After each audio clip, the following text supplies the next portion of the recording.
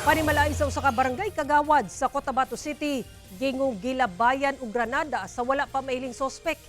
Gate lakip duha ka mga sakyanan nga nakaparada, nadanyos human maigo sa shrapnel sa maong eksplosibo.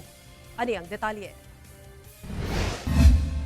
Maayong pagkaliki niining bahin sa semento nga gitugpahan sa usa ka granada nga mibusikad sa atubangang bahin niining gate sa usa ka panimalay sa barangay Poblacion 4, Cotabato City, banda 12:14 sa kadlawon adlawng Sabado. Atol sa pagbusikad, nangaigo matud pa sa mga shrapnel sa maong high explosive nga M16 hand grenade ang gate sa mong balay nga iya ni barangay kagawad Al Jainofin Ahmad Sumdad. Lakip na ang laing duha ka mga sakyanan nga nakaparada sa maong lugar.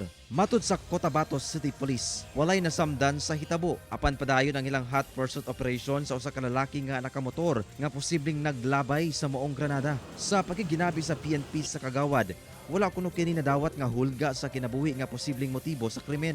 Nung nakausap po itong si Kagawad, nasabi niya wala siyang maisip na kagalit or maaring nag-stress sa kanya or mga may nagparamdam na pananakot against sa kanya at sa kanyang pamilya. Gumikan sa hitabo, mas gipalapdan pa sa PNP ang investigasyon. Yung pagpapasabog po ng mga ganito is a form of giving ng fear sa ating komunidad. So nag-expand po yung investigation din natin, no?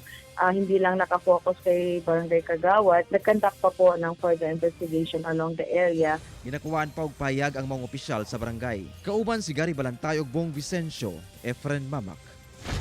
1 Mindanao.